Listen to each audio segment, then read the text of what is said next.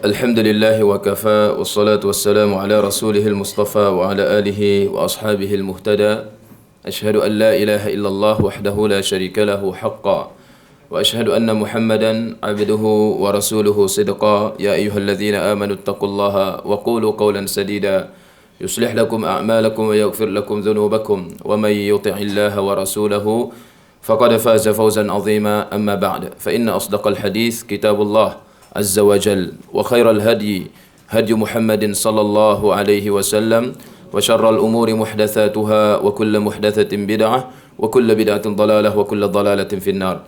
Terima kasih pada Tuan Pengerusi Al-Fadhil Ustaz Azri, seterusnya penganjur Jabatan Mufti Negeri Perlis dan kerjasama PTS ya, Politeknik Tuanku Syed Putra Jamalul Lail. PTS. BTSS. Okay. Baik, terima kasih atas pembotolan. Jadi seperti mana kata Tuan Pengerusi tadi, waktu ni waktu ya, waktu dah nak nazak di ambang sakaratun naum. Tapi tak apalah, alhamdulillah, sebab bila antum semua dah selesai daripada solat tadi kan, slot yang sebelum ni adalah berkaitan dengan solat. Sebenarnya dah bagi salam, selesai dah lah. Jadi menunjukkan antum ni bukan Wahabi ya. Masih tunggu nak berzikir lagi. Kalau bangun tu kan, lepas solat bangun tu kan dituduh Wahabi pula kan, tak berzikir lepas solat. Sebenarnya bukannya perkara yang kata apa, bukannya perkara yang wajib ataupun fardu. Kalau tak berzikir itu batal solat tadi, tidaklah. Cuma antara perkara yang penting lah dalam kehidupan kita, mesti berzikir kepada Allah Azza wa Jalla. Dan solat itu tadi juga termasuk sebahagian daripada zikir kepada Allah Azza wa Jalla, mengingatinya, beribadah kepadanya. Bahkan Al-Imam An-Nawawi rahimahullah berkata, semua bentuk ibadah itu adalah zikrullah. Semua bentuk ibadah yang dilakukan oleh seorang hamba adalah zikrullah. Sebagaimana termasuk solat tadi, sebagaimana Allah berfirman, wa aqimis salata li dzikri, dan hendaklah kamu mendirikan salat untuk mengingatiku, untuk berzikir padaku, mengingatiku.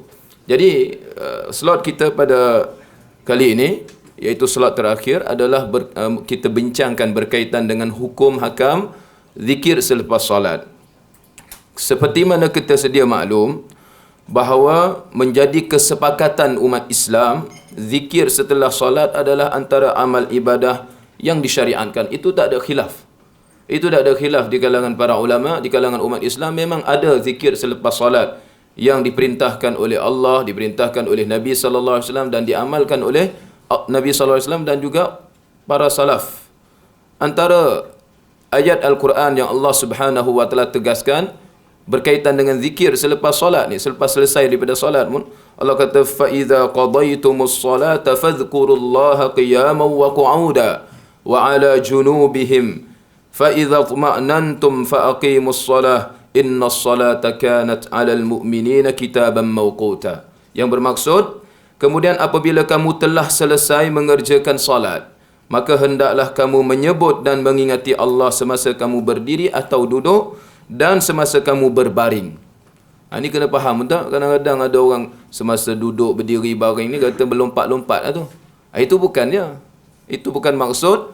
Ya, ketika duduk, ketika baring, ketika berdiri, maksudnya setiap keadaan tu kita hati sentiasa mengingati Allah. Lidah menyebut kalimah-kalimah zikir kepada Allah. Kemudian Allah kata apa lagi? Apabila kamu telah merasa tenteram, yakni berada dalam keamanan, maka dirikanlah solat dengan sempurna seperti biasa. Sesungguhnya solat itu adalah suatu ketetapan yang diwajibkan atas orang-orang yang beriman, yang tertentu waktunya. Ini ayat berkaitan dengan salatul khauf, salat dalam peperangan. Ya, pun begitu Allah kata selepas selesai solat boleh kamu berzikir, sama ada dalam keadaan duduk, sama ada dalam keadaan berdiri ataupun dalam keadaan berbaring. Al-Imam An-Nawawi rahimahullah menyebut ya, dalam kitab Al-Azkar, para ulama bersepakat tentang sunat berzikir selepas solat. Ini hukum dia, kata Imam An-Nawawi. Para ulama bersepakat, maksudnya tak ada khilaf tentang sunatnya hukum berzikir selepas solat. Ya, sama ada orang itu dia solat secara bersendirian, ataupun dia solat dia sebagai imam, ataupun dia solat dia sebagai makmum. Maka hukumnya adalah sunnah. Ataupun kita kata sunat. Sunat ni apa maksud? Buat dapat pahala, tak buat rugi lah. Kan? Buat dapat pahala, tak buat rugi. Kerana orang yang tak dapat pahala, kerugian yang sangat besar. Oleh sebab itu nak buat ke tak buat? Mesti nak buat, sebab kita tak nak termasuk dalam innal insana lafi khusr. Kita tak nak termasuk dalam kalangan orang yang rugi. Jadi walaupun perkara itu tidaklah wajib, tidak dipersoalkan, tetapi kita usaha untuk memperbanyakkan amalan yang sahih, terutamanya amalan yang sabit, amalan yang betul-betul benar-benar dijanjikan pahala oleh Allah Azza wa Jalla. Maka kita usaha untuk melakukannya. Al-Imam An-Nawawi sebut lagi, zikir tersebut hukumnya sunnah bagi imam, makmum dan orang-orang yang salat bersendirian, sama ada lelaki, perempuan, orang musafir ataupun muqim. Tak kira sunat, hukumnya adalah sunat. Baik. Perkara yang perlu saya nak tekankan dalam perbahasan kita pada petang ini berkaitan dengan zikir selepas solat ini ataupun zikir selepas solat fardu ialah amalan yang terikat. Amalan yang terikat. Dia bukan amalan yang bebas, suka hati saja nak tambah apa, nak buat macam mana. Dia berbeza. Kerana di sana ada amalan-amalan yang muqayyad dan amalan yang mutlak, ataupun ibadah yang muqayyad, ibadah yang mutlak, ibadah yang terikat dan ibadah yang mutlak. Sebagai contoh, apa itu ibadah mutlak? Ibadah mutlak ni ibadah yang mana-mana kita siapa sahaja buat, bila-bila masa, di mana sahaja, dalam keadaan apa jua, dibenarkan. Seperti membaca Quran lah. Membaca Quran termasuk dalam ibadah mutlak. Duduk kat mana pun boleh baca. Nak baca surah apa pun silakan. Berapa banyak nak baca silakan. Tak ada masalah. Tak ada pengkhususan yang tertentu yang ditetapkan. Melainkan ada dalil. Berapa banyak kita baca, banyak itulah dapat pahala. Berdasarkan hadis Nabi, man qara'a harfan min kitabillah falahu bihi hasanah. Barang siapa yang membaca satu huruf daripada kitab Allah, maka baginya satu kebaikan. Wal hasanatu bi asyri amsalha. Dan setiap satu kebaikan diganda menjadi 10 gandaan. La aqulu alif lam mim harf. Aku tak bermaksud alif lam mim satu huruf, walakin alifun harf wa mimun wa lamun harf wa mimun harf. Tapi alif satu huruf, lam satu huruf, mim satu huruf. Jadi mutlak. Boleh buat. Baca surah apa pun, kat mana pun yang sesuai. Kat mana yang sesuai, tempat yang sesuai lah kemuliaan Al-Quran. Berapa banyak surah nak baca, tak ada masalah. Silakan. Tapi di sana ada ibadah yang muqayyadah. Ibadah yang terikat. Terikat dengan apa? Terikat dengan waktu. Terikat dengan tata cara. Terikat dengan jumlah-jumlah yang tertentu. Sebagai solat 5 waktu.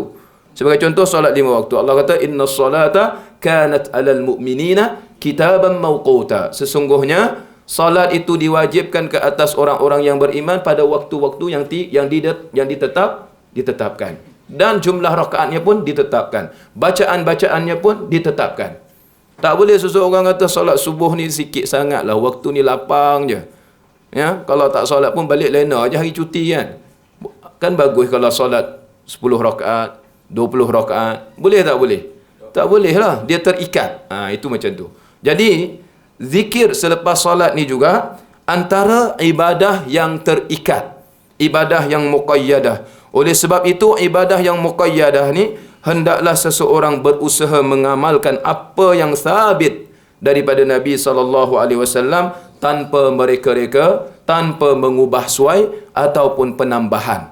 Ini kaedah yang perlu kita pegang. Ini kaedah yang perlu kita pegang. Baik. Sebelum kita pergi lagi jauh, saya nak sebut dulu berkaitan dengan kelebihan berzikir selepas solat. Sikit je yang disebutkan oleh para ulama. Ada banyaklah dalil-dalil, tapi masa saya rasa tak sempat untuk saya sebut semua. Nota ada pada adik-adik semua, boleh baca balik nanti. Jadi antara dalil Al-Quran menyebut tentang kelebihan berzikir ni banyak, iaitu zikir yang mutlak tadi. Zikir yang tidak terikat memang banyak. Antaranya Allah Subhanahu wa taala berfirman, inni anallahu la ilaha illa ana fa'budni wa aqimis salata li dzikri. Sesungguhnya akulah Allah, tiada Tuhan melainkan aku, oleh itu sembahlah akan daku dan dirikanlah solat untuk mengingatiku. Jadi solat itu sendiri adalah ibadah zikir untuk mengingati Allah Azza wa Jalla. Sebab itu sepakat para sahabat mengatakan tidak ada amalan yang seseorang itu meninggalkannya dianggap sebagai kafir melainkan solat. Selain daripada syirik lah. Ya, dosa besar, seseorang yang meninggalkan solat, tidak ada amalan-amalan lain yang seseorang itu meninggalkannya dengan sengaja, maka dianggap kafir itu melainkan solat. Sebab dosa lain, dosa besar yang lain, di bawah kehendak Allah, Allah mengampunkan walaupun dia mati dalam keadaan dosa besar kan. Tapi solat ni, sepakat para sahabat mengatakan solat boleh membawa kepada kufur, ya, jika mereka meninggalkan dengan sengaja. Cuma bezanya hukum para ulama kata kalau dia dibunuh sama ada dibunuh dalam keadaan dianggap sebagai murtad ataupun dibunuh di atas hukum hudud. Yang tu bab yang lain. Kemudian dalil yang Allah perintahkan supaya kita banyak berzikir kepada Allah. Ya ayyuhallazina amanu dzkurullaha dzikran katsira. Wahai orang-orang yang beriman, berzikirlah kepada Allah dengan zikir yang banyak. Ini perbanyakkan berzikir. Ini semua dalil menunjukkan tentang kelebihan berzikir secara umum. Al-Imam Syafi'i rahimahullah ada menyebut tentang kelebihan berzikir. Kata beliau, apabila Allah Subhanahu wa taala membuka tirai pada hari akhirat dan mendedahkan tentang amalan-amalan hamba-Nya serta memberikan pahala-pahala kepada terhadap amalan-amalan tersebut, maka manusia ketika itu terpegun dan rasa menyesal. Yang mana mereka tengok, tak ada amalan lain yang paling mudah dan banyak pahala melainkan zikir. Sedangkan zikir itu mudah. Dia tak terikat dengan waktu, tak terikat dengan keadaan. Tak semestinya dia kena ada dalam keadaan suci, bersih, baru dia boleh berzikir. Ini maksud zikir mutlak lah. Dia boleh kadang dalam keadaan dia kayuh basikal, dia boleh berzikir. Dalam keadaan dia berjogging, dia boleh berzikir. Tapi kita tak buat macam tu. Kita sumbat telinga kita dengan earphone, pasang lagu sambil kayuh, sambil senaman. Itu yang kita buat. Tapi zikir tak ada. Sedangkan benda tu kita boleh buat. Sedang mengalihkan, mancing ikan kan. Bahasa orang panggil mengai. Mancing ikan. Kita mancing ikan sambil mancing, kita duduk berzikir. Subhanallah, walhamdulillah, wallahu akbar. Subhanallah wa bihamdi, subhanallahil azim. Boleh berzikir, tak ada masalah. Ikan sendiri pun dia duduk berzikir. Kan? Maka Al-Imam Syafi'i kata apa? Ketika itu pada hari akhirat, bila Allah dedahkan tentang pahala amalan-amalan ni, kebanyakan manusia menyesal. Sebab apa? Duduk di dunia dulu ni tak keluar modal pun nak berzikir. Tak perlu pun pilih waktu tertentu. Sibuk macam mana pun dia boleh berzikir dengan lidah dia. Tapi ramai yang tak buat. Maka oleh sebab itu dia rasa menyesal. Jadi berzikir kepada Allah Azza wa Jalla dituntut di mana-mana sahaja. Syekhul Islam Ibn Taymiyah menyebut tentang kelebihan berzikir selepas solat. Beliau kata, Aisyah radhiyallahu anha ada menyebut, perumpamaan zikir setelah solat adalah seperti membersihkan cermin yang telah sedia berkilat ni. Cermin dah kilat dah. Tak ada cermin yang tak kilat kan? Cermin semua kilat kan? Tapi maksudnya kata Aisyah radhiyallahu anha, solat adalah nur, iaitu cahaya yang menjernihkan hati, sedangkan zikir setelah solat itu ibarat membersihkan hati yang sedia bersih. Suci tambah suci lah. Itu maksudnya. Cahaya tambah cahaya. Maka itulah antara kelebihan berzikir selepas solat. Dan itu juga Allah Subhanahu wa taala berfirman, fa iza faraghta fansab wa ila rabbika farghab. Apabila kamu telah selesai, yakni dari sesuatu urusan, kerjakanlah dengan sungguh-sungguh urusan yang lain dan hanya kepada Tuhanmu lah kamu berharap. Yakni lepas satu ibadat, buat ibadat lagi, iaitu lepas solat berzikir pula kepada Allah Azza wa Jalla. Jadi zikir setelah solat adalah salah satu usaha apa? Usaha untuk menutupi kekurangan dan kesalahan ringan yang berlaku dalam solat seseorang. Syekh Muhammad Ibn Salih Al-Utsaimin berkata, yang pasti ialah membaca istighfar setelah salam memiliki keterkaitan yang besar dengan solat. Maksudnya ada kaitan yang sangat rapat dengan solat, iaitu menutupi kekurangan yang terjadi dalam solat. Jelas ya? Itu antara kelebihan. Baik. Seperti mana saya sebutkan tadi, zikir ni dia ada zikir yang mutlak dan juga zikir yang muqayyad. Al-Imam An-Nawawi rahimahullah menyebut dalam kitab Al-Azkar, beliau letak satu bab babun mukhtasarun fi ahrufi mimma jaa fi fadli dzikri ghairu muqayyidin biwaqtin. Kata Imam An-Nawawi, bab ringkasan terhadap keterangan tentang kelebihan kalimah-kalimah zikir yang tidak terikat dengan waktu. Maksudnya di situ ada bab zikir yang tidak terikat dan ada bab zikir yang terikat dengan waktu. Maka zikir yang terikat dengan waktu ni, kata Ibnu Allan ketika mensyarahkan ucapan Imam An-Nawawi ini, beliau kata zikir muqayyad ialah allazi nadabana ilaihi Rasulullah sallallahu alaihi wasallam muqayyadan bi zamanin khassin aw makanin khassin kadzikri ba'da ada'i kulli salatin min tasbihin wa tahmidin wa takbirin wa adhkaril musafir wal akilu wasyaribu ya wa adhkarun nikah wa adhkaru tuqal inda syiddah wa daf'il afat wal masaib. Kata beliau, kata Ibn Allan, adapun zikir yang terikat ni iaitu apa yang dilakukan ataupun apa yang diajarkan oleh Nabi ataupun yang digalakkan oleh Nabi sallallahu alaihi wasallam kepada kita semua secara terikat. Sama ada terikat dengan waktu, zaman yang khusus, tempat yang khusus, seperti zikir selepas selesai melaksanakan solat, yakni solat 5 waktu, solat yang wajib, di antaranya tasbih, tahmid, takbir, dan juga zikir-zikir ketika kita nak musafir, dia ada bacaan yang khas. Zikir ketika nak makan, zikir ketika nak minum, zikir ketika nak menikah, ada zikir-zikir yang tertentu. Dan zikir-zikir yang diucapkan bila kita berhadapan dengan musibah yang berat dan sebagainya. Ada zikir-zikir yang dikhususkan oleh Nabi. Doa masuk tandas lain, doa keluar tandas lain. Jangan kita masuk tandas baca Allahumma ftahli abwaaba rahmatik. Itu doa apa? Doa masuk masjid. Itu terikat dengan dia. Nabi tentukan hak tu baca time tu. Jangan kita pergi ubah. Macam tu jugalah takbir raya. Takbir raya kita buat bila? Hanya waktu raya saja. Allahu Akbar, Allahu Akbar. Lagi lepas asar, imam ramai-ramai takbir. Orang kata apa lagi? Raya dah ke? Raya lain pula lagi adanya. Jadi huru hara. Jadi dia ada benda-benda yang dikhususkan oleh syarak macam tu berkaitan dengan zikir-zikir. Adapun zikir yang kedua, zikir yang mutlak, iaitu yang tidak terikat dengan zaman, tidak terikat dengan waktu, tidak terikat dengan tempat yang tertentu ataupun keadaan tertentu, sama ada duduk, berdiri, boleh berzikir.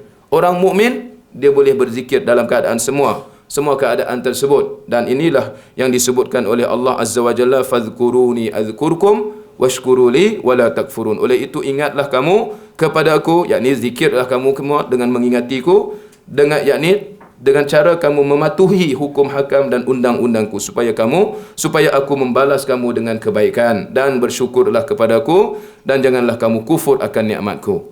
Dan banyak lagi ayat-ayat berkaitan dengan zikir yang mutlak tersebut. Baik, adik-adik yang dirahmati oleh Allah Azza wa Jalla sekalian, kalau kita tengok cara berzikir, antara berzikir dengan suara yang lantang, dengan berlompat-lompat, dan orang yang duduk dengan tenang dia berzikir, yang mana perintah Allah? Kan? Ala bi dzikrillahi tatma'innul qulub. Ketahuilah dengan berzikir itu menenangkan hati, menenangkan jantung. Dan kalau kita tengok tentang dalil-dalil berkaitan dengan perintah untuk zikir ni, cuba kita tengok antaranya firman Allah Azza wa Jalla, wadhkur rabbaka fi nafsika tadarru'an wa khifah wa dunal jahri minal qawli bil ghuduwi wal asal wa la takun minal ghafilin. Allah sebut dengan jelas, maksudnya, dan sebutlah serta ingatlah akan Tuhanmu dalam dirimu dengan merendahkan diri serta dengan perasaan takut kepadanya, dan dengan tidak pula menyaringkan suara pada waktu pagi dan petang, dan janganlah engkau termasuk dalam golongan orang-orang yang lalai. Dalam tafsir Jalalain ketika menafsirkan ayat ini, Syekh As-Suyuti rahimahullah menyebut, wadhkur rabbaka fi nafsik, dan sebutlah serta ingatlah akan Tuhanmu dalam dirimu, artinya secara rahsia atau secara sembunyi. Itu kata As-Suyuti. Tadarruan artinya merendah diri, wa khifatan artinya rasa takut bila kita berzikir menyebut nama Allah tu. Rasa rendah diri, rasa takut. Bukan melompat-lompat seronok dah. Itu bukan cara berzikir orang yang sebenar, yang sebenar-benar berzikir. Tadarru'an wa khifah. Zikir dalam keadaan dia tenang, Dia takut kepada Allah, merendah diri. Nampak tak? Jadi tingkatan di atas as-sir ni ialah perkataan tetapi tidak dinyaringkan dan tidak didengari. Maksudnya macam bisikan saja. As-sir tu ada sebut dengan lisan, ada sebutan tetapi tidak menyaringkan. Sebab apa? Tadarru'an wa khifah. Silakan. Wa khifah. Wa khifah dalam ayat Quran. Tadarru'an wa khifah.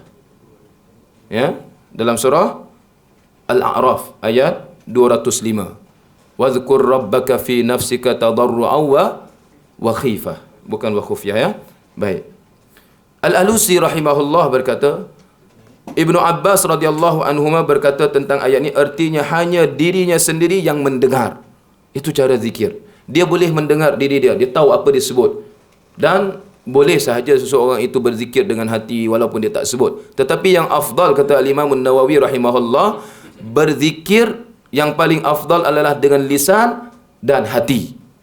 Berzikir yang paling afdal adalah dengan lisan dan hati. Al-Qurtubi dalam kitab tafsir menyebut, Abu Ja'far An-Nuhas berkata, tidak ada perbezaan bahawa makna wadhkur rabbaka fi nafsika dan sebutlah serta ingatlah akan Tuhanmu dalam hatimu adalah berdoa. Ibnu Abbas mengertikan berzikir di sini adalah qiraah dalam salat, iaitu bacaan dalam salat. Tetapi bacaan dalam salat tak boleh kita baca dengan hati sahaja, mesti dengan melafazkan. Lagi-lagi dalam mazhab Syafi'i kena ada suara yang boleh didengari oleh diri sendiri.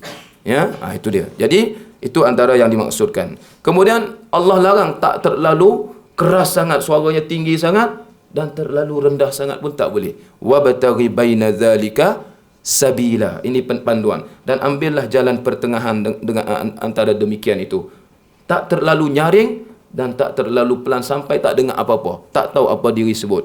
Ada sebahagian orang dia baca mulut tak gerak, dalam hati sahaja.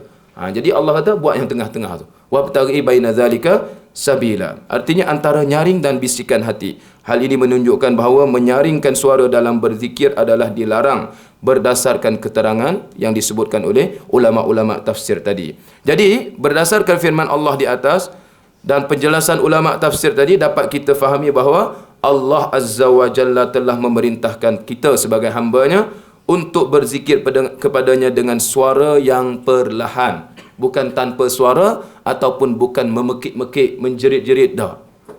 Iaitu dengan cara suara yang perlahan. Itu yang dimaksudkan dengan ayat ini. Jadi cukup dengan satu ayat tu menjadi panduan untuk kita, untuk cara kita berzikir. Baik. Kemudian patah balik berkaitan dengan zikir selepas solat.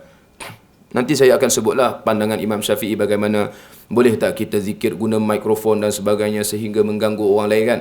Kita tengok walaupun isu tu kita nampak kecil, tapi kadang-kadang mengganggu orang lain yang masbuknya dan sebagainya. Kita tengok dulu antara hadis-hadis yang berbicara tentang zikir selepas solat ni. Pertama, hadis pertama ada dalam nota saya rasa. Yang hadis pertama ataupun tak ada boleh catat. Hadis pertama iaitu hadis yang diriwayatkan, dikeluarkan oleh Al-Imam Syafi'i dalam kitab Al-Um. Saya ambil daripada situlah. Daripada Aisyah radhiyallahu anha, kata beliau radhiyallahu anha, kana an-nabiy, hadis yang pertama an Ummi Salamah dulu. Hadis pertama an Ummi Salamah zaujin Nabi sallallahu alaihi wasallam, qalat, beliau berkata, kana Rasulullah sallallahu alaihi wasallam idza sallama min salatihi qama an-nisa'u hina yaqdi taslimahu wa makatha an-nabi sallallahu alaihi wasallam fi makanihi yasira. Ummu Salamah berkata, Ummu Salamah isteri Nabi sallallahu alaihi wasallam, beliau berkata, Rasulullah sallallahu alaihi wasallam apabila memberi salam setelah solatnya, maksudnya setelah selesai solat baginda bagi salam, maka kaum wanita berdiri, maksudnya berdiri keluar daripada masjid lah setelah baginda menyelesaikan salamnya. Sedangkan Nabi SAW sendiri diam di tempatnya sebentar. Perempuan keluar tanpa berzikir. Nampak tak? Habis salamnya mereka keluar. Ini hadis pertama. Nanti dulu kita akan syarah. Dan Nabi duduk lagi. Kaum lelaki duduk lagi. Aisyah juga mengatakan, hadis yang kedua, Aisyah mengatakan, kana Nabi sallallahu alaihi wasallam idza sallama lam yaq'ud illa miqdara ma yaqul Allahumma antas salam wa minkas salam tabarakta dzal jalali wal ikram. Wa fi riwayat Ibnu Numair ya dzal jalali wal ikram. Aisyah kata apa?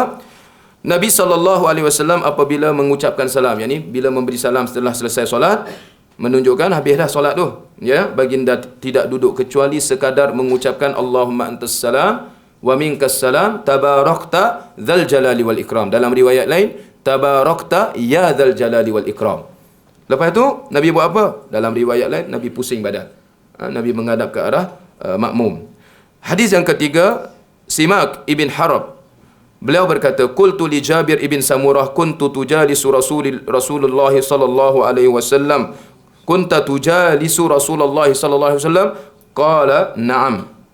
Kana Rasulullah sallallahu alaihi wasallam idza shalla al-fajr jalasa fi musallahu hatta tatlu'a asy-syamsu fayatahaddatsu ashabuhu yadhkuruna hadits al-jahiliyah wa yunshiduna asy-syi'r wa yadhhakuna wa yatabassamu sallallahu alaihi wasallam.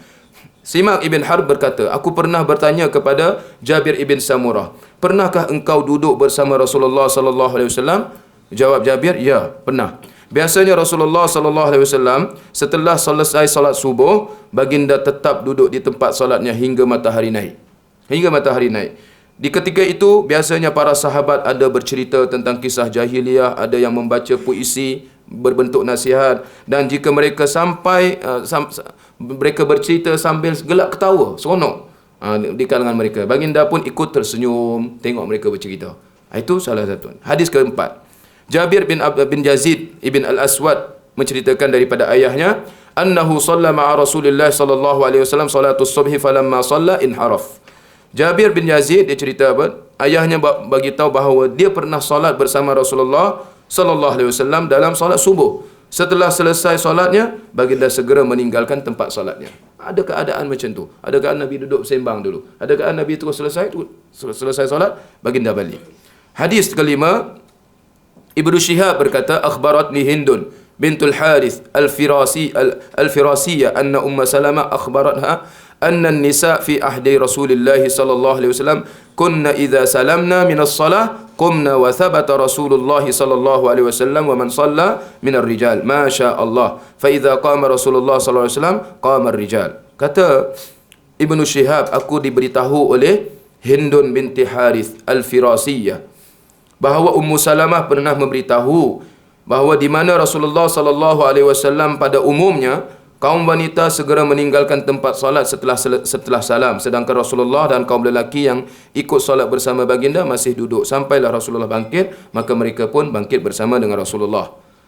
Ibnu Abbas menceritakan bahawa anna raf'as sauti bidzikri hina yansarifu an-nasu minal maktubah kana ala ahdi Nabi sallallahu alaihi wasallam, wa qala Ibnu Abbas kuntu a'lamu idzan sarafu bidzalika idza sami'tuhu. Abdullah Ibnu Abbas kata apa? Bahawa orang ramai berzikir dengan suara yang kuat selepas berakhirnya solat berjamaah, dan ini berlaku pada zaman Rasulullah sallallahu alaihi wasallam. Ibnu Abbas kata lagi, aku dapat mengetahui apabila solat telah selesai dengan mendengar zikir tersebut.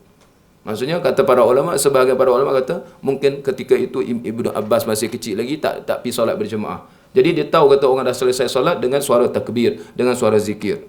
Itu hadis. Hadis yang ketujuh, Abdullah ibn Zubair dia berkata, kana Rasulullah SAW idza sallama min salatihi yaqulu bi sautihi al-a'la la ilaha illallah. Rasulullah SAW apabila selesai daripada salat, baginda akan mengucapkan la ilaha illallah dengan suara yang agak nyaring, agak lantang, suara yang keras, dengan ucapan la ilaha illallah. Jadi daripada hadis-hadis tersebut, saya cuba himpunkan sekadar mana yang sempat lah. Banyak berkaitan dengan hadis. Sebab kita nak berzikir dengan berkaitan selepas solat ni, kalau boleh kita ikatkan diri dengan dalil-dalil tersebut. Kita ikatkan diri dengan dalil-dalil tersebut kerana ia termasuk dalam zikir yang muqayyad. Pertama, ringkasan pertama, baginda sallallahu alaihi wasallam berzikir dengan suara yang jahar, suara yang ada suara berbunyi. Yang kedua, baginda berzikir secara perlahan daripada hadis-hadis tersebut. Yang ketiga, baginda SAW meninggalkan tempat solatnya tanpa berzikir. Kan? Ada hadis-hadis tadi, boleh rujuk balik. Jadi, tiga keadaan tu. Sama ada zikir dengan ada suara, sama ada zikir dengan suara perlahan, ataupun tak berzikir terus. Bagi salam, terus bangkit. Ada keadaan-keadaan yang macam tu. Inilah yang menjadikan para ulama bersepakat, kata Imam An-Nawawi tadi, maka zikir selepas solat wajib hukumnya adalah sunat. Ya, itu daripadanya. Jadi kita tengok pandangan Al-Imam Syafi'i rahimahullah berkaitan dengan cara zikir selepas salat. Kata Al-Imam Syafi'i dalam kitab beliau Al-Um, wa akhtaru lil imam wal ma'mum ay yadhkurallaha ba'da al-insirafi min as-salah wa yakhfiyani adh-dhikr illa ay yakuna imaman yuhibbu ay yuta'allama min fayajharu hatta yara annahu qad tu'allima minhu thumma yusir. Maksudnya, pada pendapatku, kata Imam An-Nawawi, wa akhtaru, aku memilih pandangan bagi imam dan makmum hendaklah berzikir selepas menunaikan salat, mereka memperlahankan bacaan zikirnya. Itu kata Imam Asy-Syafi'i. Aku lebih suka, aku memilih pandangan yang mengatakan bahawa imam kah, makmum kah, kalau dia nak berzikir selepas salat, hendaklah dia berzikir dengan suara yang perlahan.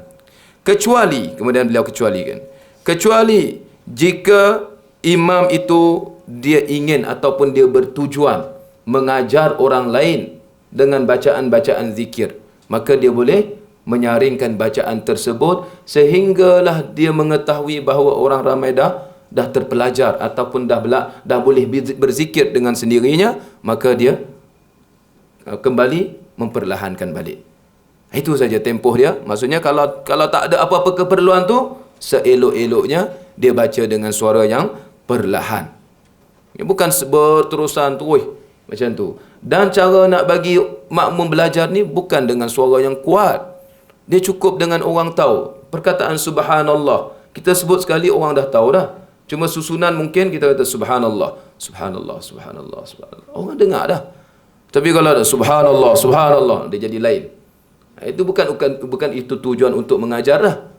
Nampak tak? Jadi kena ada fik di situlah. Ya, itu pandangan Imam Asy-Syafi'i.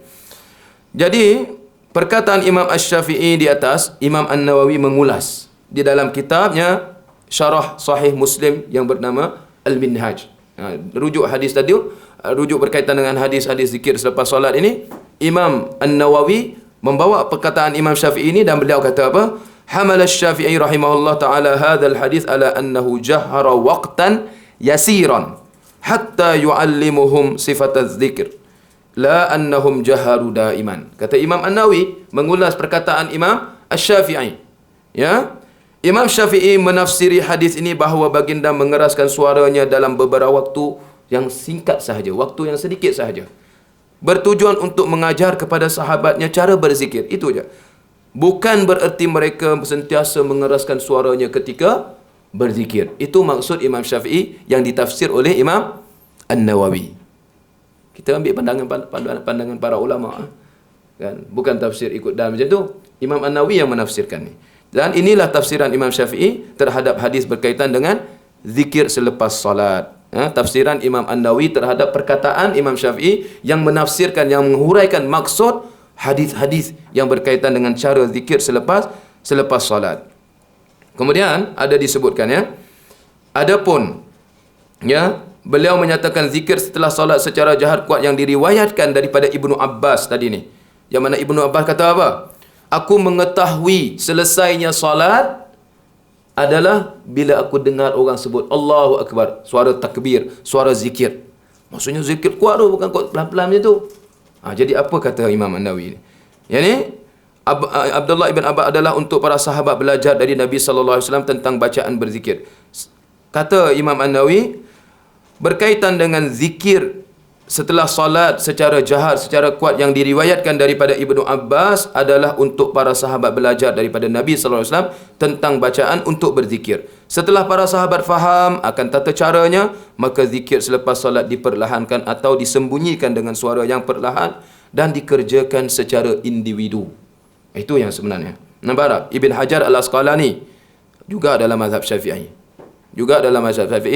Siapa Ibn Hajar Al-Asqalani? Pengarang kitab Fathul Bari, syarah kepada Sahih Al-Bukhari.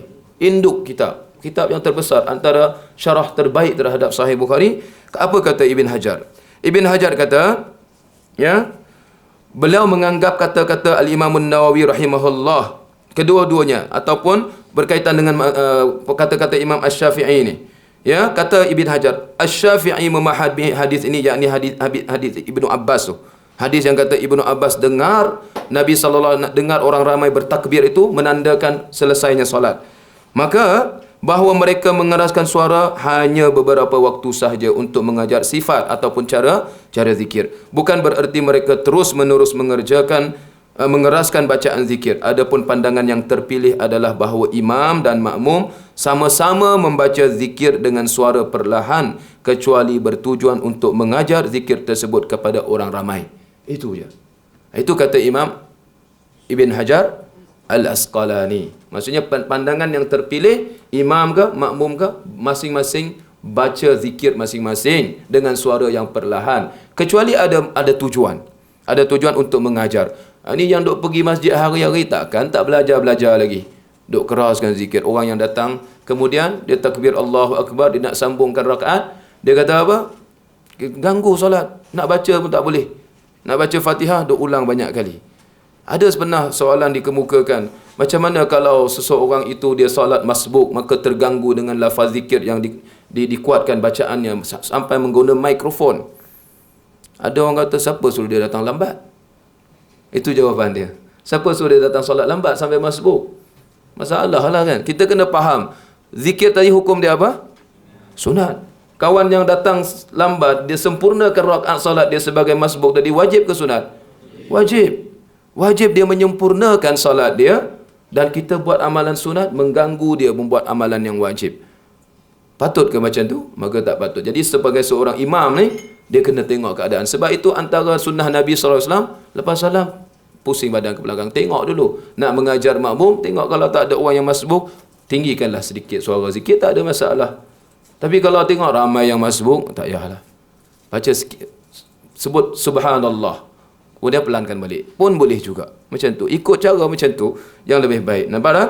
Jadi itu antara tafsiran-tafsiran Al-Imam Syafi'i rahimahullahu ta'ala berkaitan dengan hadis-hadis tentang zikir selepas solat. Ya? Saya tak ambil lagi pandangan mazhab lain. Mazhab Syafi'i cukup lah. Clear dah tu. Benda tu clear. Ya?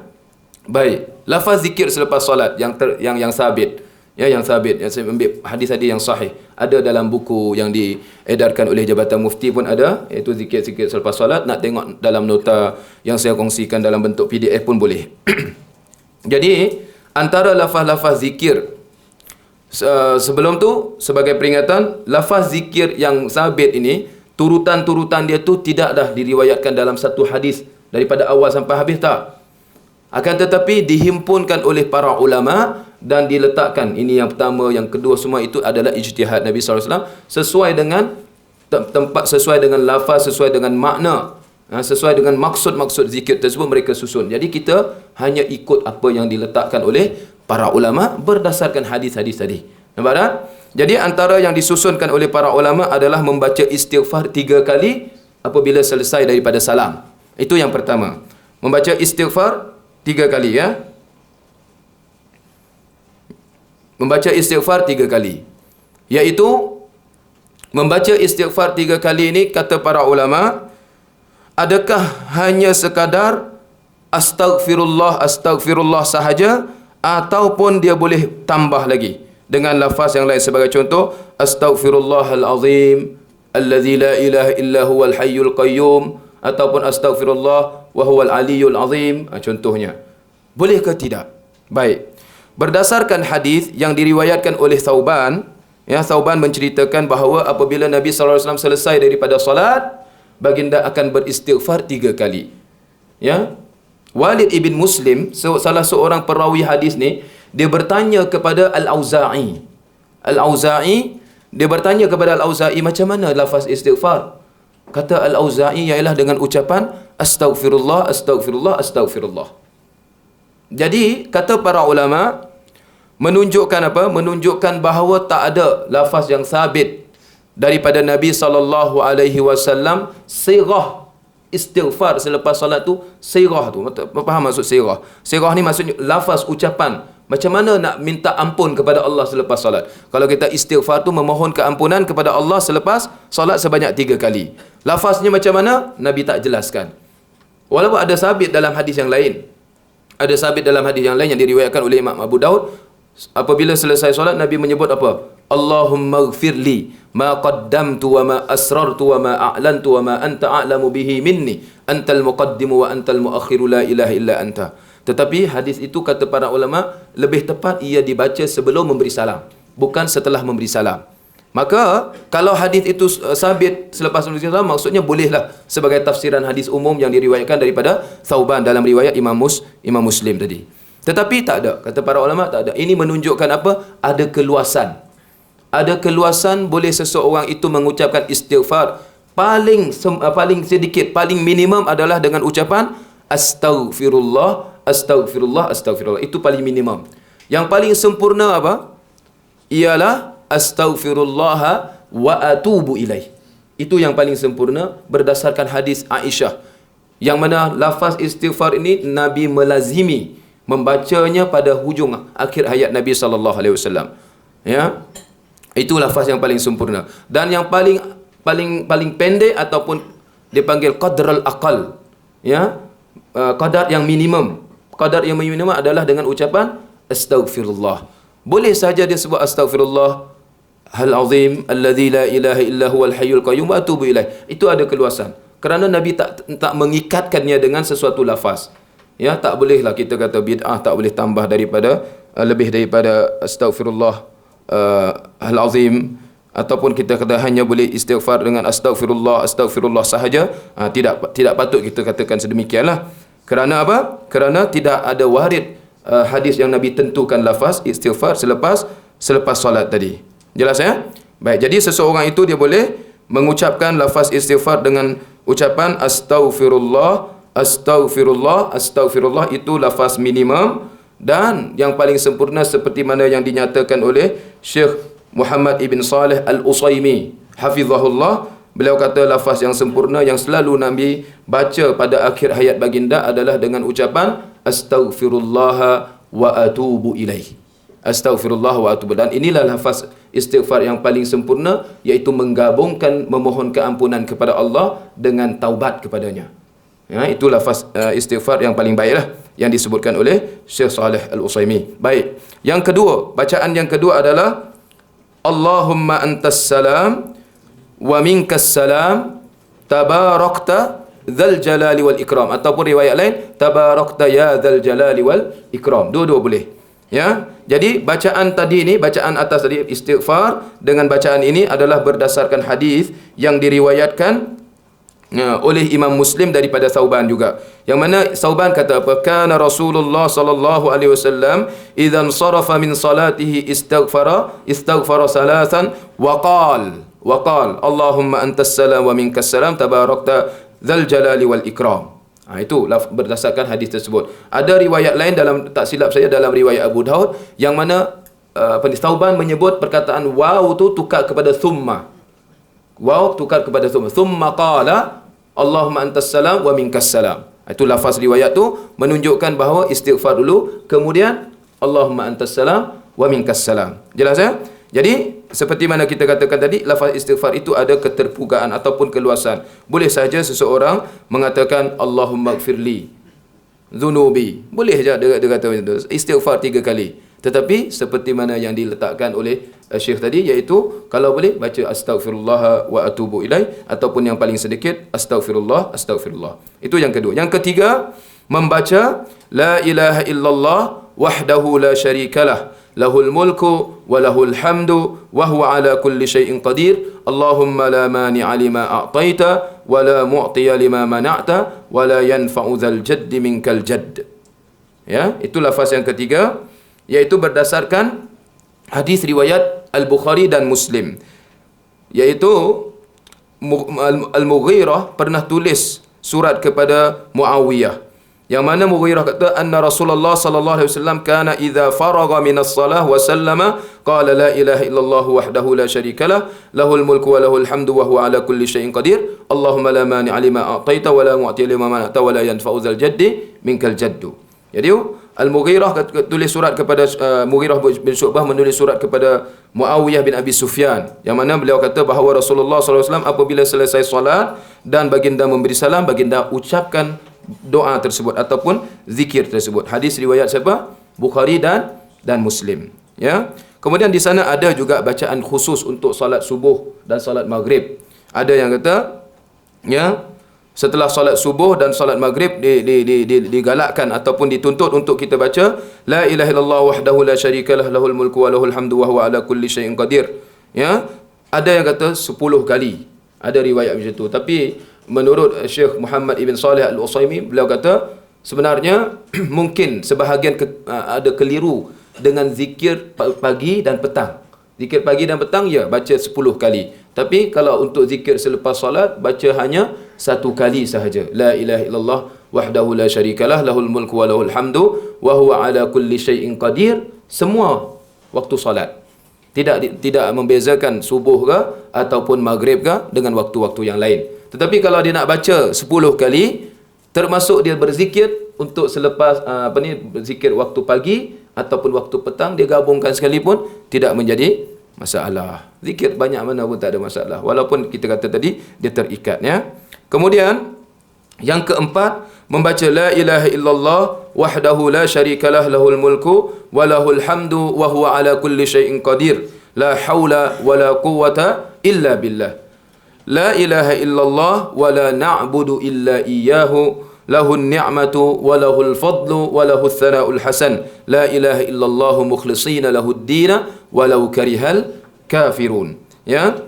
Lafaz ini berdasarkan hadis riwayat Imam Muslim daripada Abu Zubair Al-Makki radhiyallahu anhu, yang mana Ibnu Zubair selalu mengucapkan setiap kali selesai salat ketika memberi salam dengan ucapan zikir ini. Ya, dengan ucapan zikir ini. Hadis riwayat siapa? Riwayat Muslim. Ya, itu turutan dia.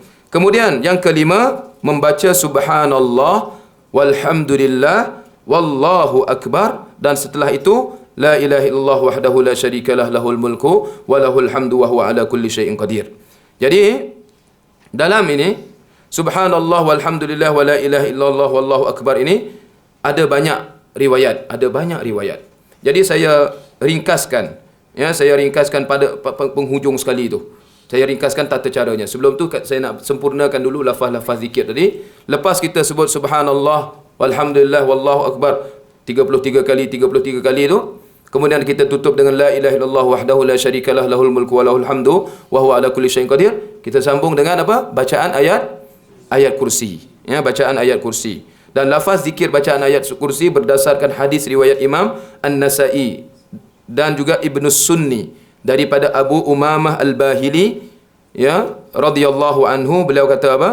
Rasulullah sallallahu alaihi wasallam bersabda, man qara'a ayatal kursi dubura kulli salatin maktubah lam yamna'hu min dukhulil jannah illa al-maut. Sesiapa yang membaca ayat kursi setiap kali selesai daripada solat fardu, tidak ada yang menghalanginya masuk syurga melainkan kematian, melainkan maut. Jadi berdasarkan hadis itu kita baca ayat kursi. Kemudian selepas selesai ayat kursi, baca apa? 3 muawwazat, surah Al-Muawwazat ataupun surah Qul Huwallahu Ahad dan juga Al-Muawwazat. Ya. Baca Qul Huwallahu Ahad dan Al-Muawwazat. Al-Muawwazat ni Qul a'udzu birabbil falaq, Qul a'udzu birabbin nas. Ya. Lafaz ini berdasarkan hadis riwayat Imam Ahmad dan Abu Daud, dinilai sahih oleh Syekh Al-Albani rahimahullah, daripada Uqbah ibn Amir radhiyallahu anhu. Beliau berkata, amarani Rasulullah sallallahu alaihi wasallam an aqra'a bil muawwazati dubura kulli salah. Rasulullah memerintahkan kepada aku agar aku membaca al-muawwizat setiap selesai solat. Setiap kali selesai solat, yakni selesai solat fardu. Ya, baik. Kemudian ada tak lafaz tambahan? Lafaz tambahan selain daripada itu. Contohnya, Allahumma antas salam wa minkas salam wa ilaika ya'udus salam fahayyina rabbina bis salam wa adkhilnal jannata darus salam tabarakta rabbana wa ta'alait. Ada apa nak kita selalu baca yang tu kan? Ibnul Jazari rahimahullah wafat pada tahun 833 Hijrah, yang mana dinukilkan dalam salah satu kitab mazhab Asy-Syafi'i, iaitu Umdatul Mufti wal Mustafti, disebut oleh Syekh Jamaluddin Muhammad Ibn Abdul Bari. Ya, kata beliau, katanya, wa ma yaziduhu ba'dhum min qawlihi 'ala adh-dhikril ma'thur wa ilayka yarji'us salam fahayyina rabbina bis salam wa adkhilna darakas salam fala asla lahu bal huwa mukhtalaqun min ba'dil qussas. Kata beliau, penambahan oleh sebahagian orang daripada kalamnya ke atas zikir yang maksur. Zikir yang maksur yang kita sebut berkaitan dengan dalil-dalil tadi, itu yang maksur. Penambahan selain itu, dan kepadamu lah kembali yang bermaksud kata wa ilaika yarji'us salam fahayyina rabbina bisalam wa adkhilna darakas salam dan sebagainya. Itu kata beliau, maka tambahan ini tidak ada asalnya. Tidak ada asalnya maksudnya tak jumpa mana-mana sandaran. Tak ada asal, siapa awal-awal buat tu tak tahu. Jadi kata beliau, bahkan ia adalah rekaan sebahagian kusos. Kusos ni macam orang motivator lah. Dia tambah itu kerana makna macam ni, makna macam tu, wallahu ta'ala alam. Tapi berdasarkan dalil yang sahih, kata beliau, tak ada. Ya, demikian juga ada lafaz-lafaz tambahan sebelum sebut subhanallah, akan ada ilahi ya rabbi ataupun ilahana ya rabbi. Barulah disebut subhanallah, subhanallah kan. Sebelum sebut apa subhanallah, ada tambahan ilahi ya rabbi ataupun ilahana ya rabbi. Demikian juga ya, alhamdulillahi rabbil alamin ala kulli halin wa ni'matin, Allahu akbar. Ada tambahan tu. Ada juga Allahu akbar kabira walhamdulillah katsira wa subhanallahi bukratan wa asila. Barulah sebut la ilaha illallah wahdahu la syarikalah sampai ke akhirnya. Nampak tak? Jadi lafaz-lafaz yang kita sebut sebagai tambahan tadi merupakan contoh lafaz tambahan lah. Dan ada banyak lagi. Ada juga ditambah ayat Quran dan sebagainya. Semuanya lafaz tambahan itu saya cuba cari juga. Cari dalam bahasa Arab, kebanyakan tak jumpa. Tapi kalau kita cari dalam bahasa Melayu, ada jumpa. Tapi tak ada sumber. Kalau ada sumber pun antara dua saja. Sama ada dhaif sangat-sangat ataupun maudhu'. Dhaif sangat-sangat ataupun maudhu'. Dhaif ni, kita nak kata lemah tu, dia bukanlah, sebab dhaif ni istilah. Istilah ni dia tak boleh terjemah. Dia hadis dhaif, hadis lemah, dia tak bolehlah kita guna. Tapi yang tepatnya hadis dhaif ni hadis yang tidak bersambung sanadnya.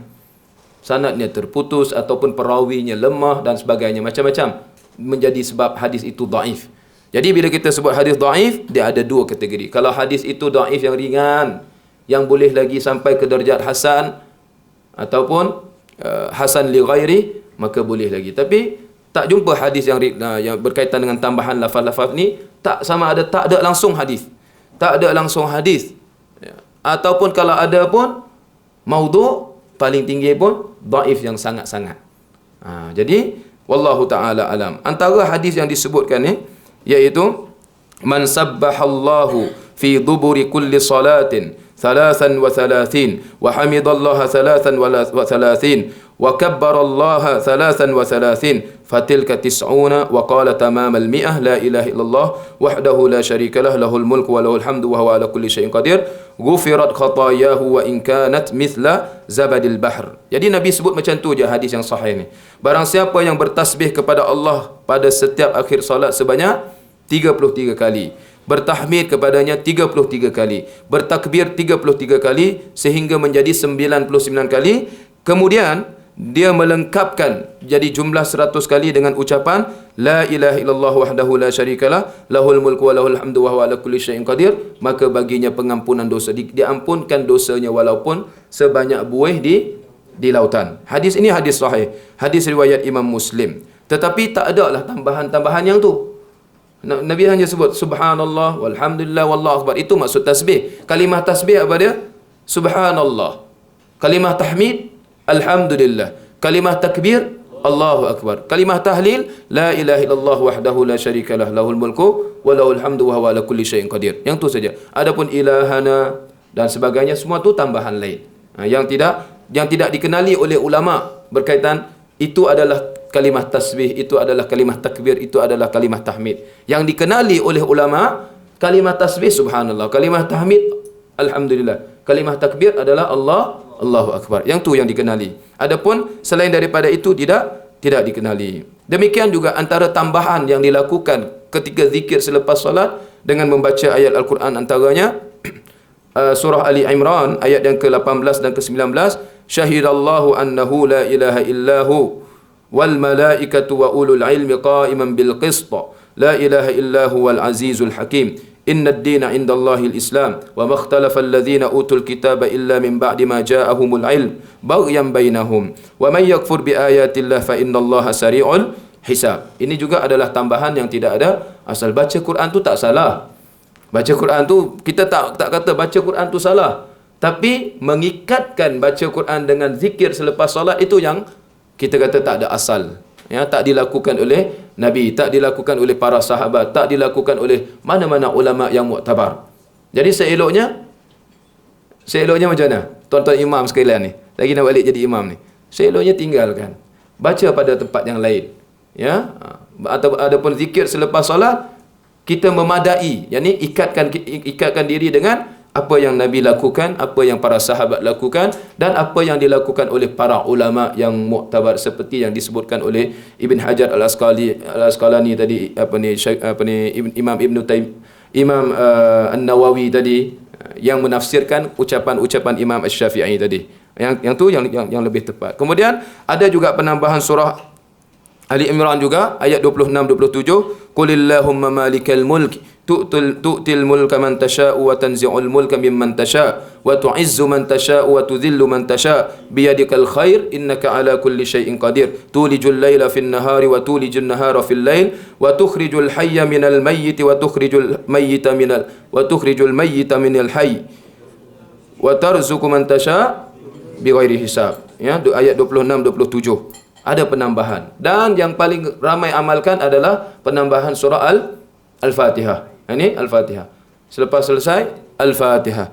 Baca Alhamdulillah sampai habis. Kemudian ada juga yang menambah dengan bacaan wa qulil hamdulillah alladzi lam yattakhidh walada wa lam yakul lahu syarikun fil mulk wa lam yakul lahu waliyyun minadh-dhul wa kabbirhu takbira. Semua ayat-ayat ni baguslah, ayat Quran semua. Tak ada masalah, sahih ayat Quran tu bukan dhaif.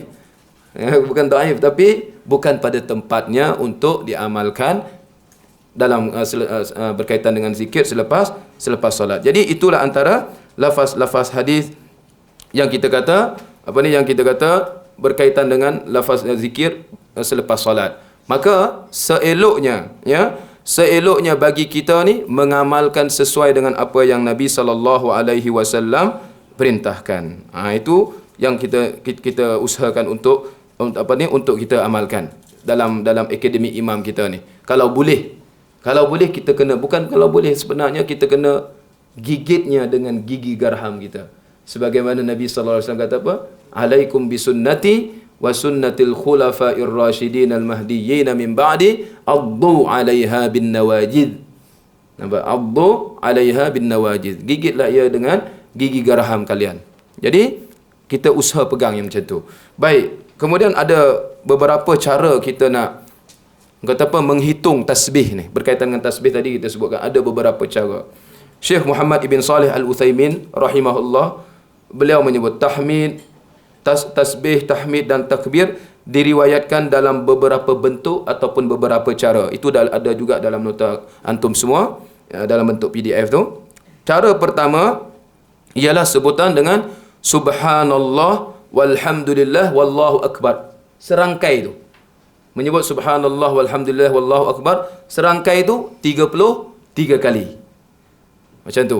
Subhanallah walhamdulillah wallahu akbar 33 kali. Itu yang lafaz yang lebih baik daripada kita sebut subhanallah 33 kali, alhamdulillah 33 kali, Allahu akbar 33 kali. Kerana yang diperintahkan supaya kita bertasbih, bertahmid dan bertakbir sekaligus 33 kali. Tapi boleh sahaja kalau kita sebut secara berasingan 33 kali.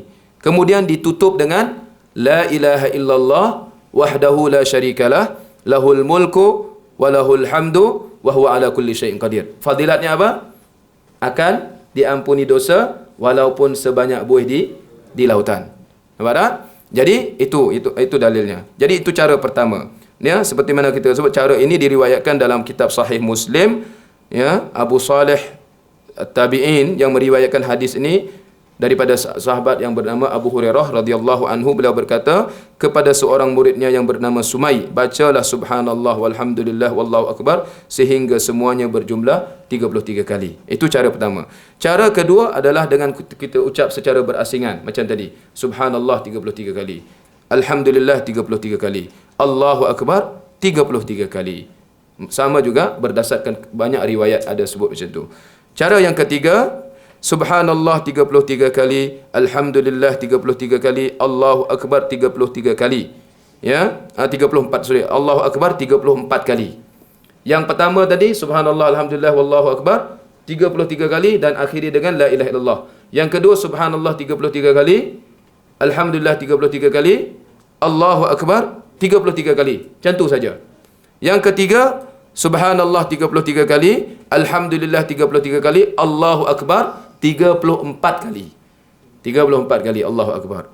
Apa dalilnya? Dalilnya adalah hadis riwayat Ka'ab ibn Ujrah radhiyallahu anhu. Rasulullah sallallahu alaihi wasallam bersabda, mu'aqibatun la yakhibu qailuhunna aw fa'iluhunna 33 tasbihatan wa 33 tahmidatan wa 34 takbiratan fi duburi kulli salah. Mu'aqibat, maksud mu'aqibat ni apa? Amalan-amalan yang mengikuti selepas salat lah, yang tidak akan mengecewakan pembacanya atau pengamalnya pada setiap kali selesai solat wajib adalah dengan tasbih 33 kali, tahmid 33 kali, takbir 33 kali. Hadis riwayat Muslim. Ya. Jadi takbir 34 kali, Takbir 34 kali. Hadis riwayat Muslim.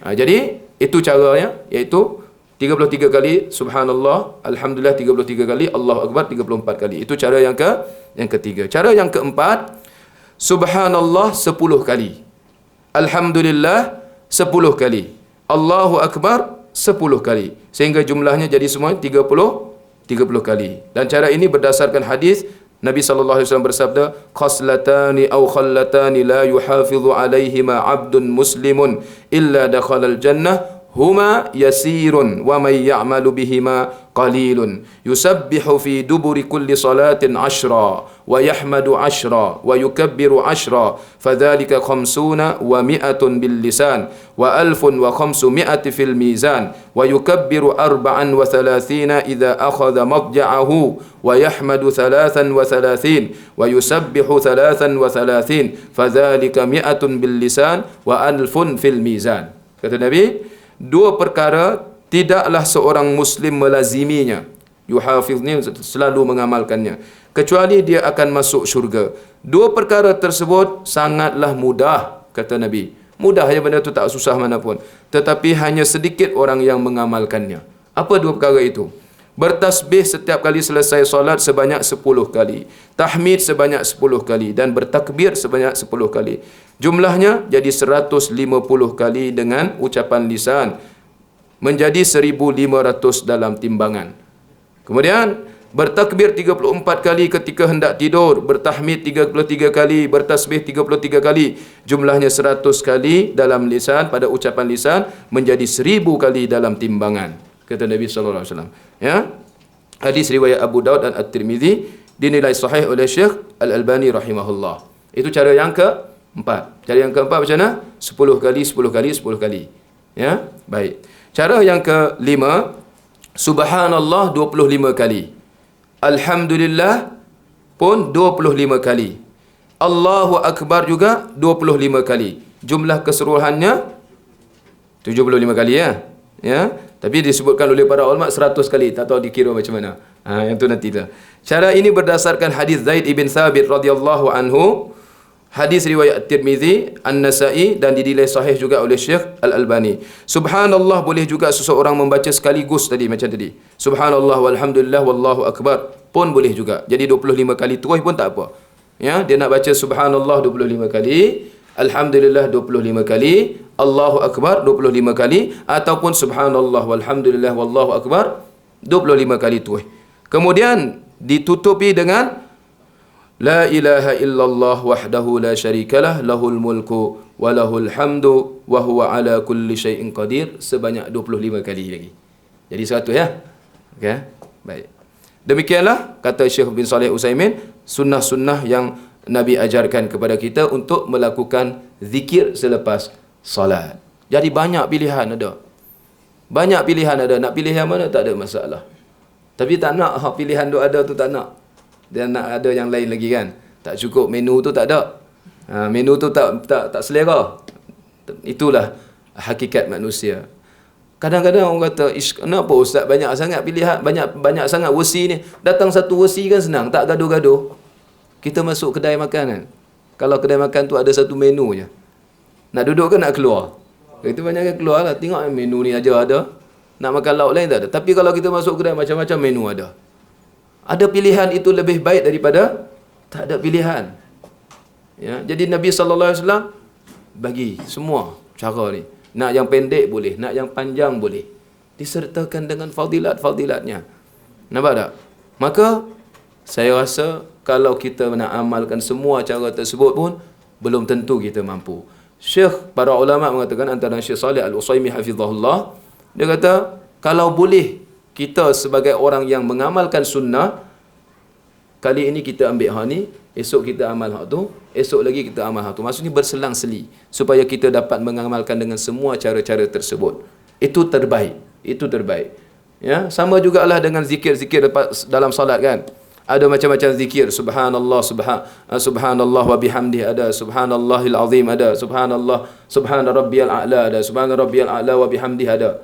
Ya, subuhun quddus rabbil malaikati war ruh ada. Banyak lafaz-lafaz zikir ketika sujud, ketika rukuk, apa semua tu. Banyak juga zikir-zikir ketika apa? Doa iftitah. Banyak lafaz-lafaz. Jadi, cara yang terbaiknya kalau kita hafal semua dan mengamalkannya secara berselang-seli. Salat ini kita baca hak ni, salat itu kita baca hak tu. Maka itu adalah terbaik.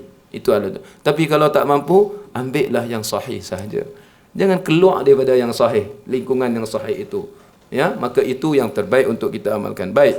Kemudian berkaitan dengan hukum ni, bilakah sebagai imam ni, antum semua sebagai imam, bila kita nak mula pusing badan menghadap ke makmum? Ya, memusing badan ketika selepas selesai salat menghadap ke makmum itu adalah sunnah. Adalah sunnah. Digalakkan oleh Nabi SAW. Jadi, bila waktunya? Bila kita pusing?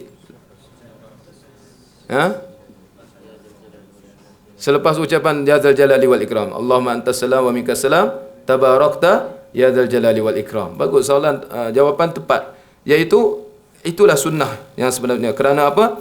Kerana Aisyah, ya, berdasarkan hadis Aisyah radhiyallahu anha yang menjelaskan, kana Nabi sallallahu alaihi wasallam idza sallama lam yaq'ud illa miqdara ma yaqul. Allahumma antas salam wa minkas salam tabarakta dzal jalali wal ikram. Wa fi riwayat Ibnu Umar ya dzal jalali wal ikram. Kata Aisyah, ketika Nabi sallallahu alaihi wasallam setelah memberi salam dalam salat, yakni memberi salam untuk menunjukkan selesai daripada salat, baginda tidaklah duduk menghadap ke arah kiblat kecuali hanya sekadar bacaan Allahumma antas salam wa minkas salam tabarakta dzal jalali wal ikram. Ya, hanya sekadar itu. Lepas itu Nabi buat apa? Nabi pusing. Ya, Nabi pusing ke arah makmum. Ya. Syekh Muhammad ibn Saleh Al-Utsaimin, sebaik-baiknya imam tetap menghadap kiblat sekadar bacaan istighfar 3 kali dan Allahumma antas salam wa minkas salam tabarakta ya dzal jalali wal ikram tadi. Itu kadarnya. Baik, silakan. Adakah dalam hadis ada dinyatakan bagaimana Nabi duduk untuk sujud setelah solat? Adakah iftirash atau tawarruk dan sebagainya? Baik. Syekh Saleh Al-Utsaimin hafizahullah dia sebut benda ni. Saya baru nak tanya, kalau makmum buat apa sebelum jawab soalan tu? Imam dia pusing ke arah makmum. Makmum buat apa? Makmum ubah posisi duduk. Makmum ubah posisi duduk dia. Sunatlah, tak diwajibkan. Kerana ikut kepada imam. Kerana imam ni bila dia pusing badan tu, maksudnya dia telah ubah posisi duduk juga. Mungkin kalau dia salat tawarruk, bila dia pusing badan dia, maka dia ubah posisi duduk dia. Dia boleh buat pilihan sama ada dia nak duduk iftirash ataupun dia duduk bersila, tak ada masalah. Ya, tidak ada masalah yang tu. Ikut keselesaan dia. Tetapi pilihlah cara duduk yang paling beradab lah. Pilih cara duduk yang paling beradab. Ya, kerana duduk depan makmum, takkan nak melunjur kaki tu kan. Pilih cara yang paling afdal. Sama ada tawarruk ataupun iftirash ataupun bersila. Tapi antara iftirash ataupun tawarruk, itulah yang terbaik. Iftirash ataupun bersila. Tawarruk susah nak duduk lama-lama. Kalau antum macam badan slim-slim macam ni tak apa lah. Kan? Tapi kita agak badan besar sikit nak duduk tawarruk, berat tu. Jadi duduk iftirash ataupun duduk bersila, tak ada masalah. Dan makmum juga disunatkan lah. Dikatakan digalakkan untuk mengikut cara imam. Ataupun kalau dia nak bangkit, dia tak nak berzikir pun lah, dia cepat macam mana pun, paling kurang dia habiskan baca Allahumma antas salam wa minkas salam tabarakta ya dzal jalali wal ikram. Itu dia boleh bangkit, itu paling kurang lah.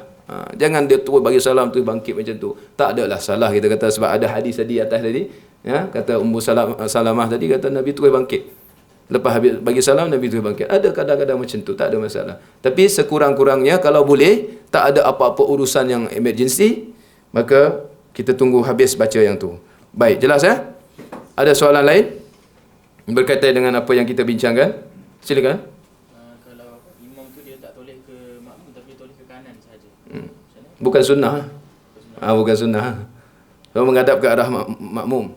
Tapi kalau dia toleh juga, wallahu taala alam. Tak tahulah. Saya tak tahu kata adakah benda tu mesti kena toleh, sebab kita kata tadi hukum tu adalah sunat. Kalau dia still macam tu menghadap ke arah kiblat pun boleh. Sebab kata ulama antaranya yang mensyarahkan hadis Aisyah tadi ni, lam yaq'ud ni bimiqdar ma yaqulu Allahumma antas salam wa minkas salam. Nabi tidak duduk tetap menghadap ke arah kiblat.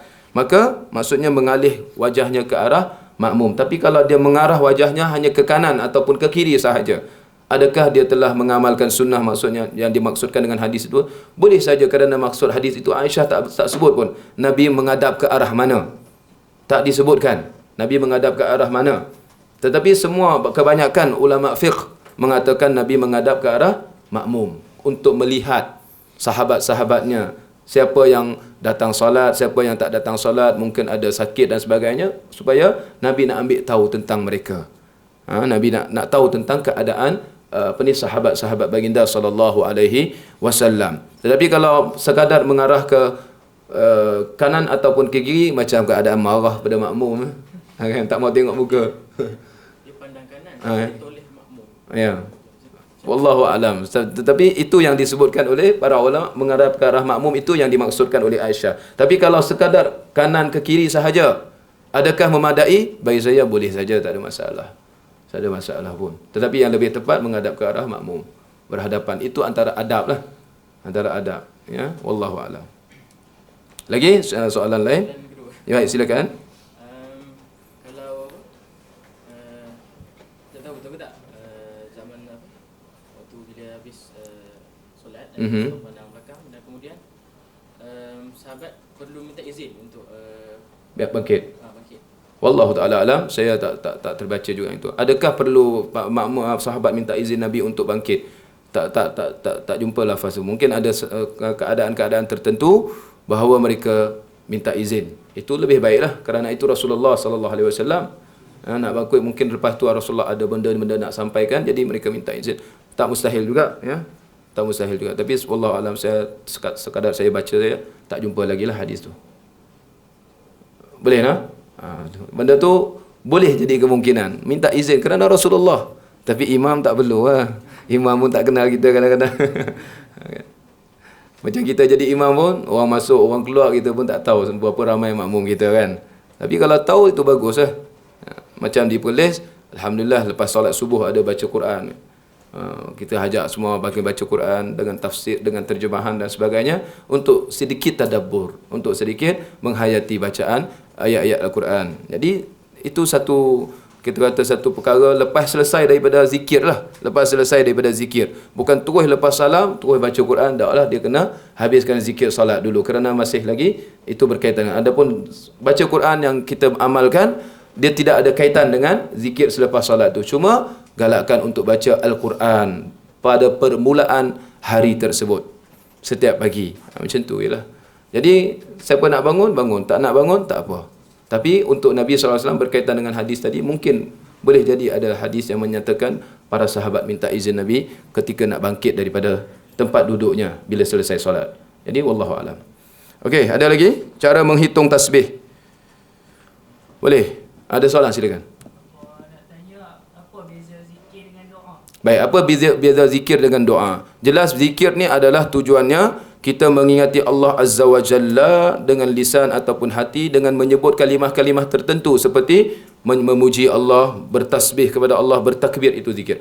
Adapun doa ada dua. kata para ulama. Doa dia ada doaul ibadah dan doaul masalah. Doaul ibadah termasuk jugalah seseorang itu sebut alhamdulillahirabbil alamin wassalatu wassalamu ala rasulihil amin, termasuk doa permohonan, tapi bukan untuk hajat dia. Bukan untuk hajat dia. Dan doa yang kedua doa masalah. Doa masalah maksudnya doa yang berkaitan dengan hajat dia. Doa berkaitan dengan hajat dia. Dia nak minta apa kepada Allah? Contoh, dia nak minta ampun. Allahumma ghfirli.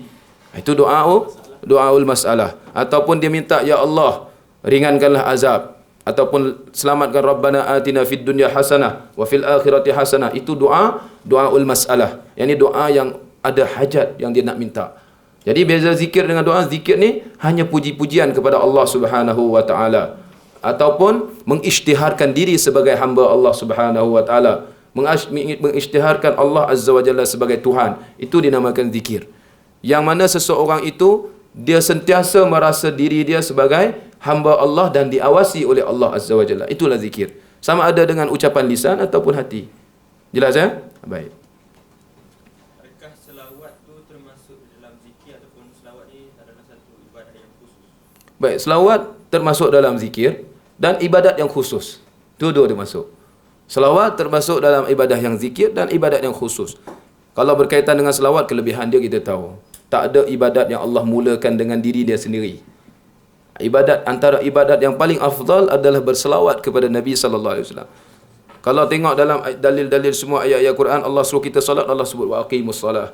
Allah suruh kita puasa, Allah kata ya ayyuhallazina amanu kutiba alaikumus siyam kama kutiba alal ladzina min qablikum. Wahai orang-orang yang beriman, telah diwajibkan ke atas kamu berpuasa sebagaimana diwajibkan ke atas umat-umat sebelum kamu. Tapi kalau salawat, Allah mulakan dengan diri dia. Innallaha wa malaikatahu yusalluna 'alan nabi. Allah kata sesungguhnya Allah dan para malaikat berselawat ke atas nabi. Hampa tunggu apa lagi? Macam itulah. Ya ayyuhallazina amanu sallu alaihi wasallimu taslima. Wahai orang-orang yang beriman, hendaklah kamu berselawat dan salam ke atas Nabi. Kata para ulama, ini antara amalan yang paling afdal. Ya, dan selawat yang paling afdal, selawat yang disyariatkan dan baca dalam salat. Itulah selawat yang paling afdal. Sebab Nabi pilih untuk dibacakan di dalam ibadat yang paling afdal, iaitu salat. Jelas ya? Boleh tak? Itu. Jadi selawat adakah zikir ataupun ibadat yang khusus? Dia masuk dua-dua sekali. Selawat juga zikir, ibadat yang khusus pun ibadat yang khusus. Ya, dia ada ibadat yang diletakkan dalam salat dan ada yang khusus. Boleh kita duduk saja kita selawat sebagai ibadat. Boleh kita salawat dalam salat, kita kena salawat. Nampak tak? Kena salawat dulu sebelum kita berdoa. Dan bahkan dia menjadi wajib bila? Ya? Wajib bila? Salat dalam salat lah. Ya, tahiyatul akhir. Ya, tahiyat tasyahud akhir. Jadi wajib. Ya. Kadang-kadang sebahagian ulama kata wajib apabila nama Nabi disebut. Sebahagian ulama kata wajib apabila nama Nabi disebut. Kita kena sebut Allahumma salli ala Muhammad, ya. Baik, sikit lagi. Kita ada sikit lagi isu cara menghitung bilangan tasbih. Bilangan jumlah tasbih, takbir, tahmid tu. Kata Abdullah ibn Amr ibn al-As radhiyallahu anhu, ra'aitu Rasulullah sallallahu alaihi wasallam yaqidu tasbih. Aku melihat Rasulullah sallallahu alaihi wasallam menghitung bacaan tasbihnya dengan jari. Dalam riwayat lain, yaqidu tasbih bi yaminihi, dengan tangan kanannya. Jadi iaitu jari jemari baginda dengan tangan kanannya. Yusairah radhiyallahu anha berkata, Rasulullah sallallahu alaihi wasallam bersabda kepada kami, "Alaikunna bit tasbihi wat tahlili wat taqdis wa aqidna bil anamili fa innahunna mas'ulatun mustantaqatun wa la taghfulna fatansayna ar-rahmah." Hendaklah kamu bertasbih, bertahlil dan bertaqdis. Hitunglah dengan ruas-ruas jari jemari kamu. Sesungguhnya ruas-ruas jari tersebut akan ditanya dan akan diminta berbicara. Janganlah kamu lalai sehingga kamu lupa akan rahmatnya. Ini kata Nabi. Maksudnya, Nabi perintahkan supaya menghitung bacaan tasbih, tahmid dan takbir itu dengan ruas jari jemari kita. Maka itu sunnah. Dan Nabi kata ia akan menjadi saksi lah. Akan menjadi saksi, akan ditanya oleh Allah Azza wa Jalla. Maka sunnahnya kita menghitung dengan jari-jari kita di sebelah kanan. Adapun seseorang menggunakan biji-biji tasbih, kayu koko ke, kayu apa ke, boleh ke tak boleh? Boleh, hukum dia harus, tak ada masalah. Tetapi yang lebih afdal dengan jari jemari. Dengan jari kita itu lebih baik. Ya, kerana apa? Apa dalil kata boleh? Sebab satu ketika Rasulullah SAW masuk berjumpa dengan seseorang, dia tengah susun biji-biji kurma dia yang dihitung dengan untuk menghitung bacaan tasbih, bacaan zikir dia. Maka Nabi tak kata apa, Nabi tak mengingkari perbuatan tersebut. Maka kata para ulama, ia harus untuk membantu seseorang itu menghitung jumlah tasbih yang dibaca. Tidak menjadi masalah. Tetapi janganlah melampaui batas, nak pergi mana pun kena bawa dan sebagainya kan. Bawa, tak adalah benda yang kata benda yang tu teruk sangat, tak ada. Tapi boleh saja seseorang itu untuk sama ada tasbih itu berbentuk kata manual ataupun elektronik kan. Elektronik yang sekarang ni tekan keluar nombor, apa boleh juga, ataupun berbentuk cincin tu dia pakai. Ya, berbentuk cincin tu dia pakai. Tak ada masalah benda tu sebagai wasilah untuk membantu dia berzikir kepada Allah Azza wa Jalla. Tapi takut-takut jadi yang lain, iaitu timbul perasaan riak. Yang tu yang kita takut. Timbul perasaan riak sehingga orang kata bagus lah. Banyak berzikir, rajin berzikir. Kalau timbul perasaan tu, jauhi. Kena jauh. Cepat-cepat jauh. Kalau tidak, syaitan dia akan bisik cepat. Yang tu syaitan dia suka. Maka kita perlu usaha untuk menjauhi sebarang bentuk ibadat kita ni daripada bentuk riya ataupun sum'ah tu. Ya. Maka contohi apa yang dilakukan oleh Nabi SAW itu, itulah yang terbaik. Wallahu taala alam. Ada soalan lain? Silakan. Praktikalnya baik. Yaqid ni kata para ulama, iaitu dengan kita buat subhanallah, walhamdulillah, wallahu akbar. Subhanallah, walhamdulillah, wallahu akbar. Macam tu. Kemudian buka balik. Itu yaqid. Itu maksud yaqidnya. Cara kita masuk lipatkan dan kita buka. Subhanallah, subhanallah, subhanallah, subhanallah, subhanallah, subhanallah, subhanallah, subhanallah, subhanallah, subhanallah. 10 kali. Lepas tu, macam mana nak tahu 30 kali? Kita kena kira yang ni juga. Baru 1 kali. Subhanallah, subhanallah, subhanallah, subhanallah, subhanallah, subhanallah, subhanallah, subhanallah, subhanallah, subhanallah. 20 kali. Macam itulah yaqid. Ataupun boleh saja dengan kita mengira ruas-ruas jari kita. Sebab ada dalam hadis ni.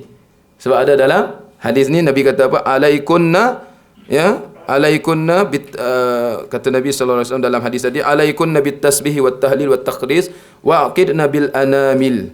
Wa aqidna bil anamil. Iaitu dengan ruas ni, subhanallah, subhanallah, subhanallah 3 kali. Alhamdulillah, subhanallah, subhanallah 9 kali. Macam itulah. Pusing balik sampai 33 kali. Cuba kira. 1, 2, 3, 4, 5, 6, 7, 8, 9, 10, 11, 12, 13, 14, 15, 16, 17, 18, 19, 20, 21, 22, 23, 24, 25, 26, 27, 28, 29, 30, 31, 32, 33. Kan? 33 kan? Sampai ke patah balik tu 33. Maka buat macam tu setiap lafaz subhanallah, subhanallah, subhanallah jadi 33 kali. Alhamdulillah pun 33 kali. Allahu Akbar 33 kali. Kemudian jadi berapa? 99 kali. Cukupkan dengan Allahu Akbar sekali lagi jadi 100 kali. Ataupun dengan la ilaha illallah wallah la ilaha illallah wahdahu la syarikalah lahul mulku wa lahul hamdu wa huwa ala kulli syai'in qadir jadi 100 kali.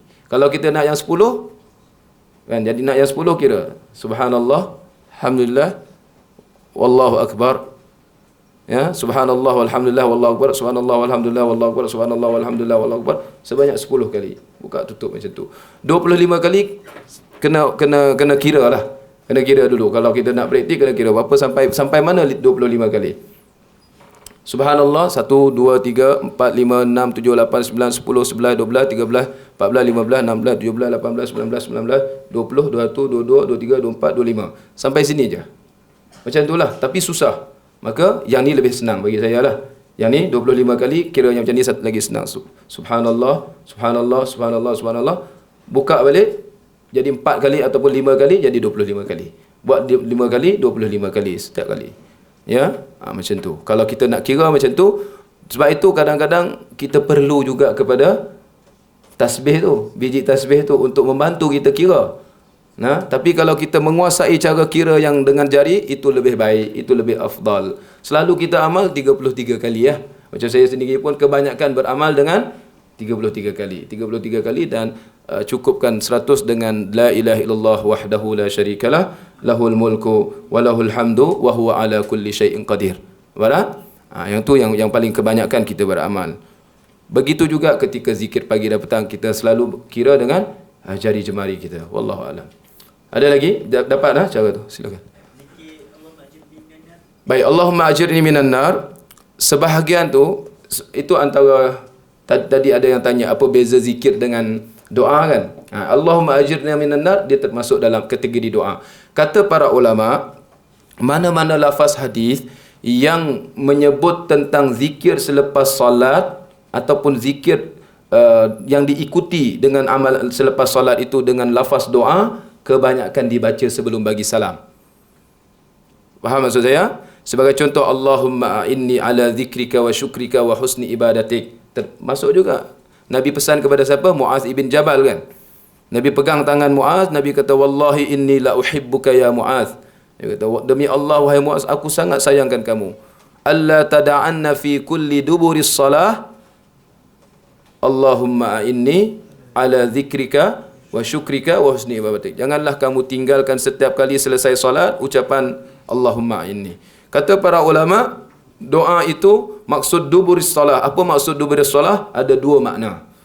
Makna duburis salah iaitu diikuti selepas solat setelah salam. Ada maksud yang kedua iaitu diikuti selepas solat iaitu sebelum memberi salam. Dubur, apa maksud dubur? Punggung lah. Ataupun hujung kan.